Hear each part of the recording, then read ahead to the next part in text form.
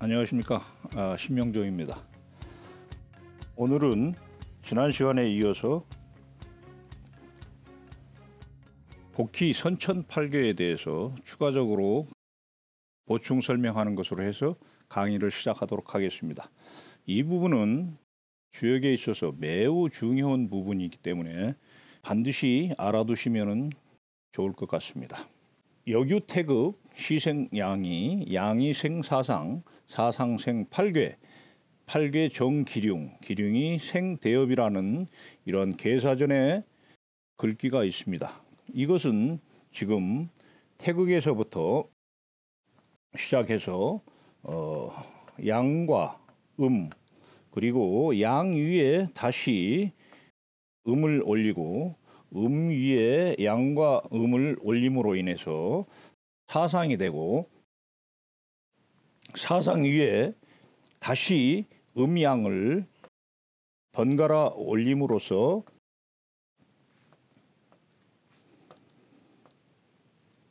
팔괴가 생성되는 과정을 설명하고 있는데, 이러한 원리를 매우 중요하게 여기고 계속해서 2획, 4획, 8획, 16, 32, 64 해서 무한대로 우리가 확산할 수 있는데, 이것이 바로 복희 선천팔괴의 연역입니다. 연역을 통해서 64괴가 만들어지는 과정입니다. 이것을 북송오자,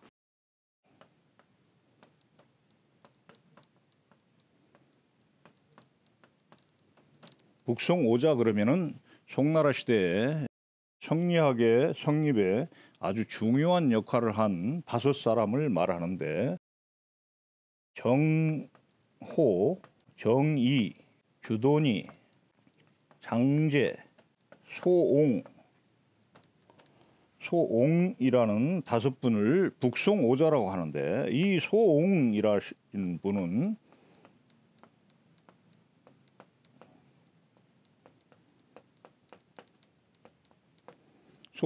분은 상수학을 집대성하신 분으로 황극경세서라는 책을 쓰신 분입니다.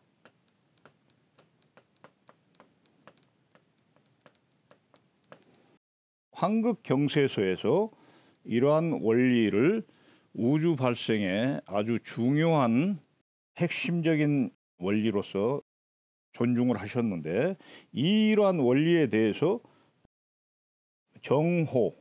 호가 명도 선생이신데, 도를 밝힌다라는 호를 쓰시는 정명도 선생은 이러한 원리를 가일배법이라고 하였습니다. 지칭해서 가일배법.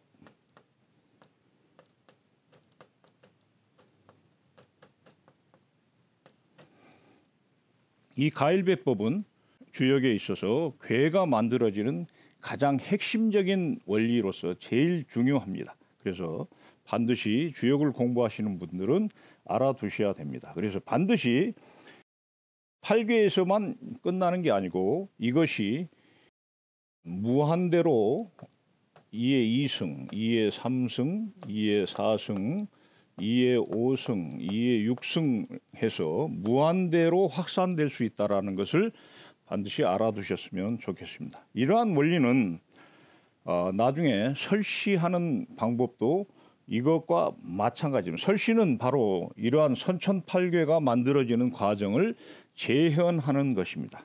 척전법도 마찬가지고요. 그래서 반드시 알아두시면 좋을 것 같습니다. 앞에서 만들어진 팔괴를 가지고 우리가 태극기를 만들었는데, 여기 보시면은 태극으로부터 음양이 나뉘고, 음양이 다시 사상을 거쳐서 8괴로 만들어져 있는 모습을 보여주고 있습니다. 그러니까 앞에 있는 가일배법에 의해서 생성된 8괴의 모습을 원으로 배치한 것입니다. 그래서 여기 보시면 이제 태극의 모양이 조금 다른데, 음 속에 양이 있고 양 속에 음이 있는 모습을 보여주고 있습니다. 그래서 음양이라는 것은 서로 떨어져 있는 게 아니고 양과 음이 항상 서로 함께하는 모습을 보여주고 있습니다. 이러한 것들을 우리가 호위기근이라는 용어를 쓰기도 하고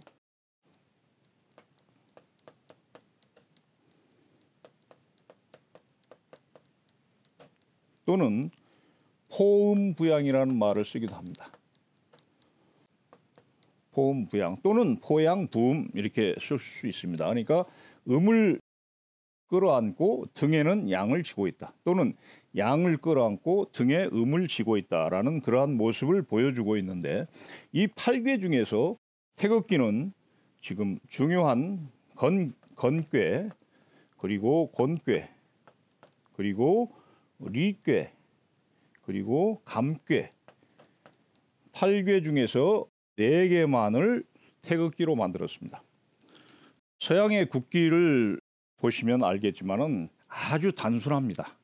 3개의 색으로 가로로 배치하든가 아니면 그 색깔의 배치를 조금씩 달리하든가 아니면 세로로 배치하든가 해서 매우 단순한데 만약에 이 8개의 모습을 그대로 우리의 국기로 만들었다면은 아마 너무도 복잡해서 이거를 그릴 수 있는 사람들이 별로 없을 것입니다. 그래서 아마 태극기를 만드신 분이 고심을 하고 태극기를 만드실 때 8개 중에서 4개의 중요한 궤만을 뽑아서 국기로 만드셨는데 이 건은 바로 하늘이고 이 곤은 땅이며 리는 불이고 감은 물입니다.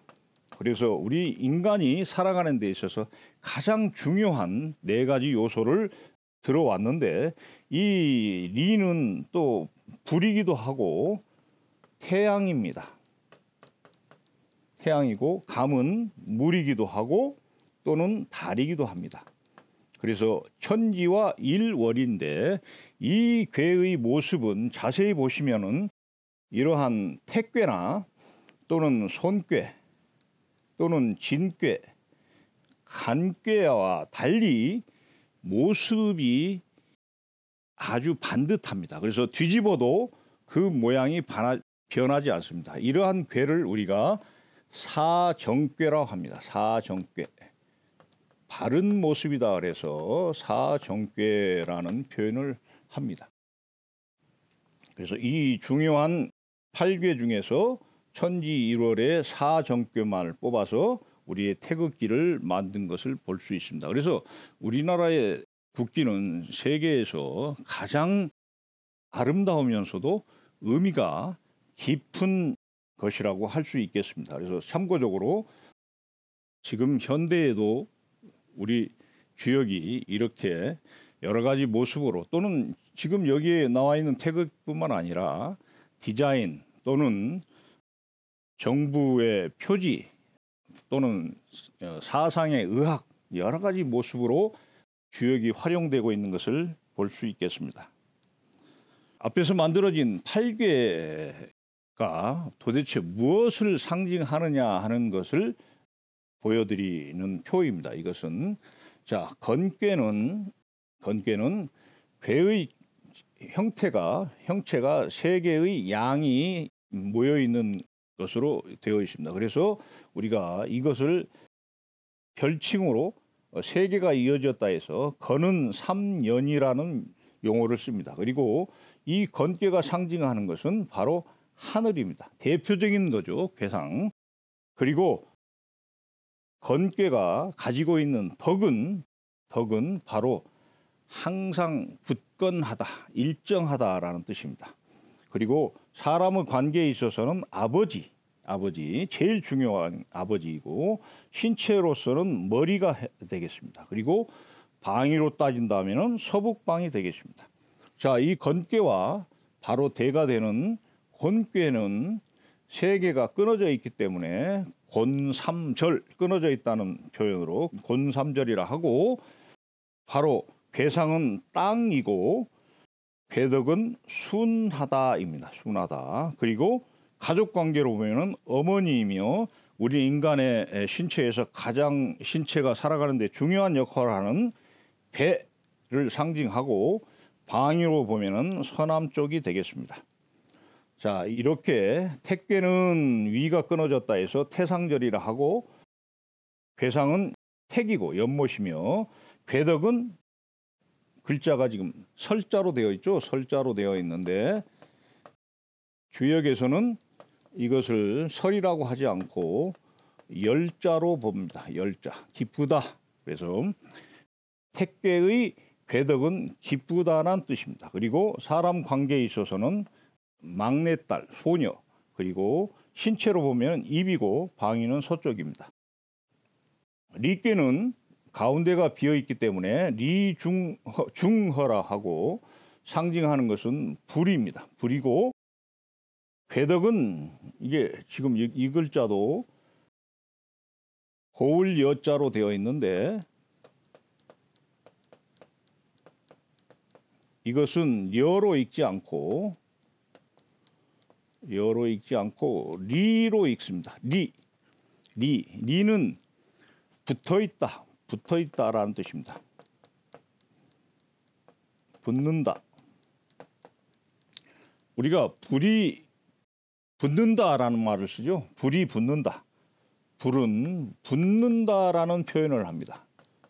불이 난다라는 말도 쓰지만은 불이 붙는다라고 하기 때문에 이 불의 속성은 바로 어떤 물체에 붙어 있다라는 뜻입니다. 그래서 여자를 리로 읽고 붙는다 하는데 이 여자는 원래 모습이 사슴의 뿔이 아주 아름다운 모습이죠. 이게 지금 사슴의 뿔인데 수컷 사슴의 아주 화려한 모습인데 이것이 사실 움직일 때 있어서는 숲에서 움직일 때는 나뭇가지에 자주 걸리게 됩니다. 그래서 곱다라는 아름다운 사슴이 어디에 걸린다라는 뜻이 있습니다. 그래서 리라고 있습니다. 그리고 인간 관계에 있어서는 가운데 딸, 중녀, 그리고 눈은 오목하게 들어가 있기 때문에 눈을 상징하고 방위로는 남쪽이 되겠습니다.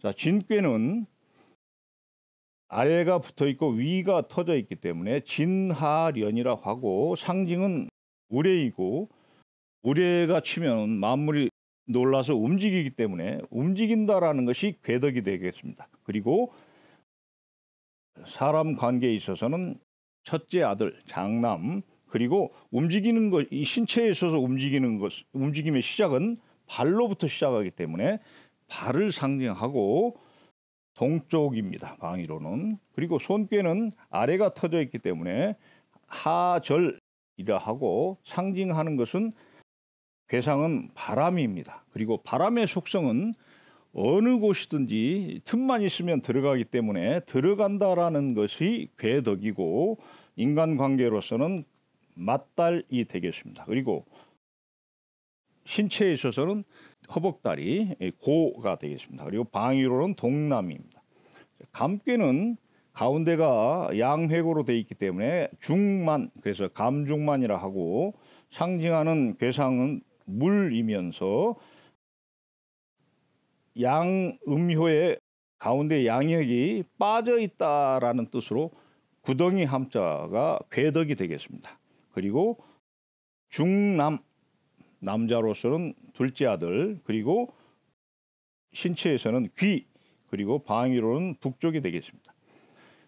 간꾀는 위가 이어졌기 때문에 간상년이라 하고 괴상은 산이며 산을 대할 때는 우리가 우선 멈추게 됩니다. 그래서 그친다라는 게 괴덕이고 인간 사람으로서는 막내 아들 소남이며 이 모습은 이 손을 이렇게 펴 있는 모습과 같기 때문에 신체에 있어서는 손이 되면서 방위로는 동북이 되겠습니다.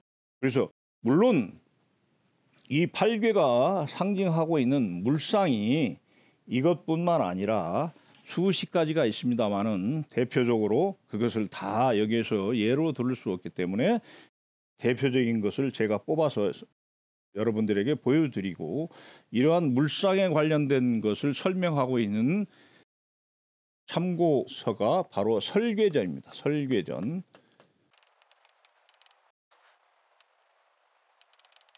설궤전. 그래서 설궤전을 보시면은 이 8궤가 상징하는 물상들을 알아보실 수 있겠습니다. 다음은 이러한 8궤를 가지고 대성궤 64궤를 만드는 것을 보여드리도록 그렇게 하겠습니다.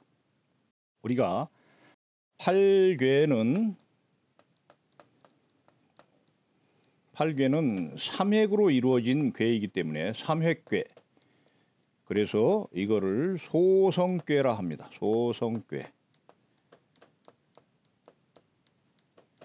그리고 이것처럼 6개의 궤로 된 것을 우리가 크게 이루어졌다는 의미로 대성궤라고 합니다. 그래서 64궤는 대성궤라 하는데 대성궤를 만드는 방법이 처음에 말씀드린 가일배법을 통해서 우리가 6개 획을 쭉 더해가면 만들어지는 방법이 바로 가일배법에 의한 64개의 생성이고 여기에서 8개 위에 8개를 번갈아 가면서 올리는 방법으로 만드는 것이 또 하나의 작궤의 원리입니다. 그래서 이거를 지금 여기에 보시면은 아래는 전부 건궤로 되어 있습니다.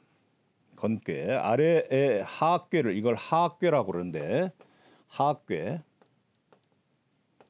또는 내궤라는 말을 씁니다. 아래에 익으면서 아니기 때문에 내궤. 그리고 위에 있는 것을 상궤 또는 외궤라는 말을 씁니다.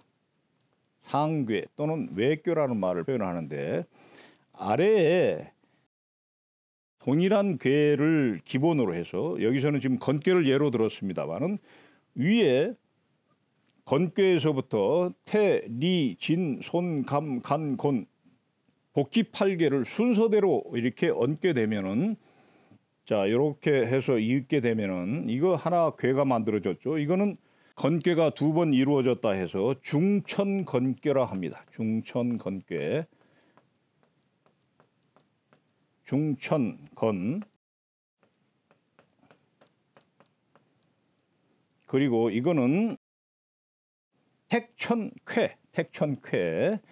이것은 화천대유.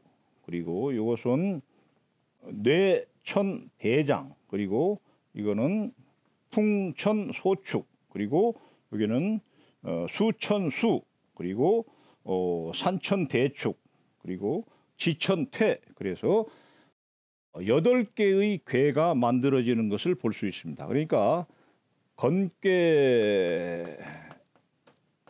건궤에다가 8궤를 더함으로 인해서 대성궤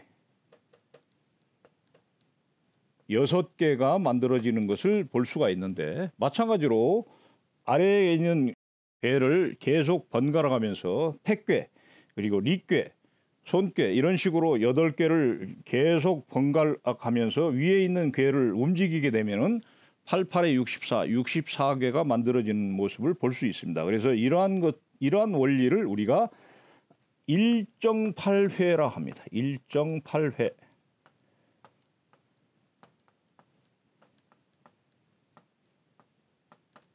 일정팔회의 원리라고 하는데 여기에서 이 정은 고정되어 있다라는 의미입니다. 고정이라는 뜻입니다. 고정.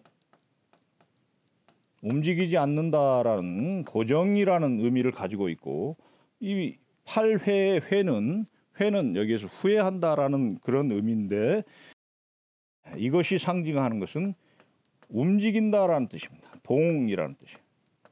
아무 일도 안 하고 집에 가만히 있으면 우리가 잘못할 경우가 별로 없습니다. 그러나 어떤 일을 하게 되면은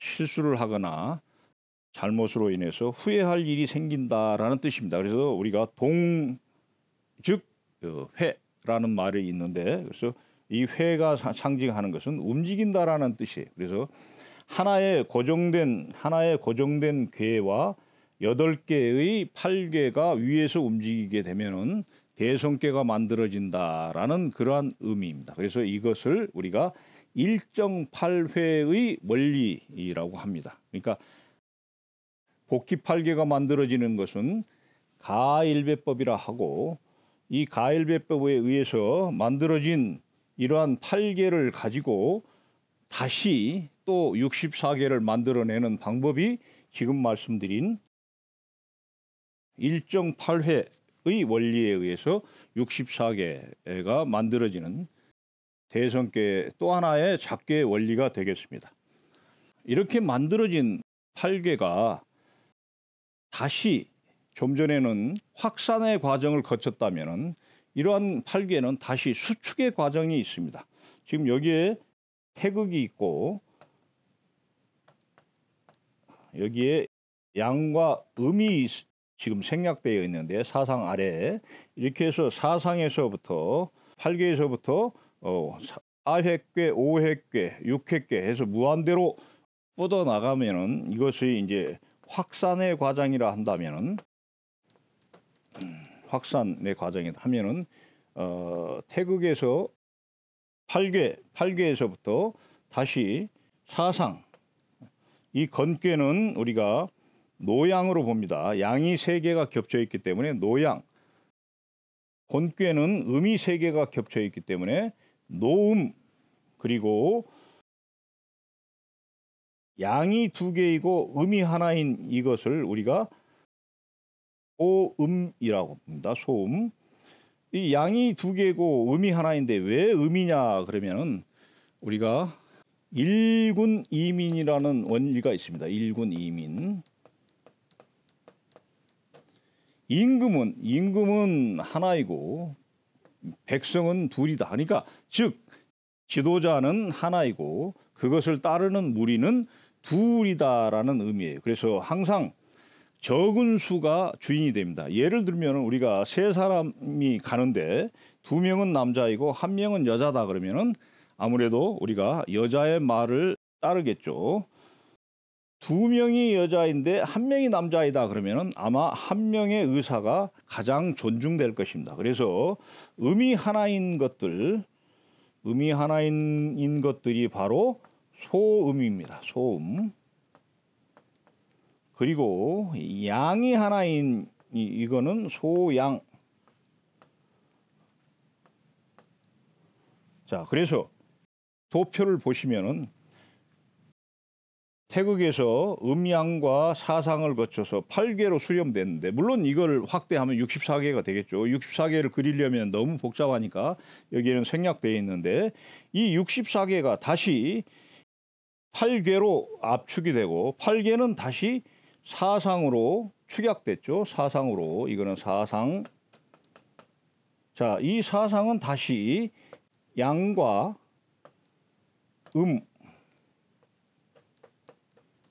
양과 음으로 수렴이 됩니다. 그리고 이 양과 음은 다시 태극으로. 그래서 확산과 수축, 이렇게 줄어드는 것은 수축이죠.